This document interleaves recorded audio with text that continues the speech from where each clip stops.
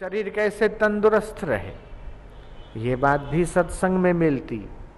मन कैसे प्रसन्न रहे, बुद्धि कैसे तनाव रहित रहे, आपके परिवार में कैसे सुख शांति बढ़े और आपके घर में लक्ष्मी का कैसे वास हो और आपका ये जीवन कैसे सफल हो, ये सारी बातें ब्रह्मवेत्ता के चरणों में मिलती है, सतगुरु के ज्ञान में मिलती है। इसलिए हजार हजार बार उन लोगों को हम धन्यवाद देते हैं कि जो लोगों को संत का सत्संग उपलब्ध कराते। किसी को रोटी देना अच्छा है, कपड़ा देना अच्छा है, विद्या देना अच्छा, पुस्तक देना अच्छा। अभी कई संस्थाएं, कुछ समितियां लगी हुई है, सबको फ्री में नोटबुक, पेंसिल, रबड़ फ्री ऑफ कॉस्ट स्कूल की ड्रेसें बांटती है कुछ संस्थाएं।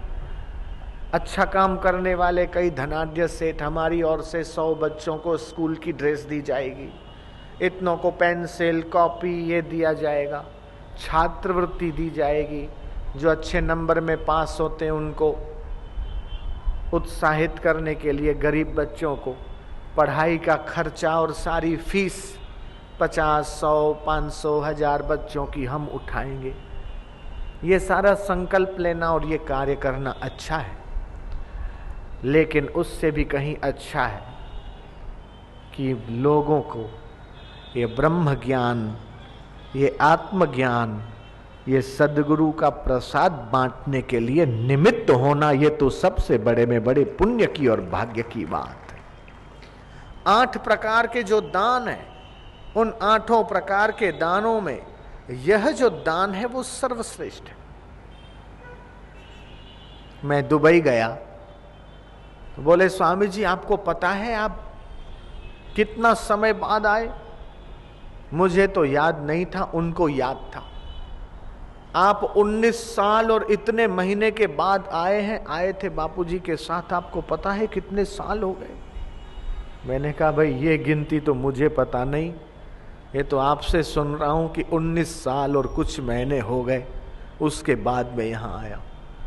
बोले स्वामी जी अब 4 दिन के लिए आए, 19 साल के बाद आए और फिर 4 ही दिन के लिए आए, थोड़ा ज्यादा रह लेते। मैंने कहा मेरे पास समय नहीं, अभी तो भारतवासी ही इतने प्यासी हैं कि उन्हीं की प्यास मिटा नहीं पाए। पहले इस शरीर पर भारतवासियों का अधिकार है, बाद में विदेशियों का अधिकार। अमेरिका गया, 1.25 महीने में मैंने 80% अमेरिका कवर किया, जबकि भारत से 3.5 गुना अमेरिका बड़ा है। अमेरिका वालों ने कहा कि स्वामी जी पूरी दुनिया में हमारे अमेरिका का लोहा माना जाता है और अमेरिका वाले फास्ट है, लेकिन अमेरिका के लोगों को आपने दिखा दिया कि आपकी स्पीड भी कम नहीं।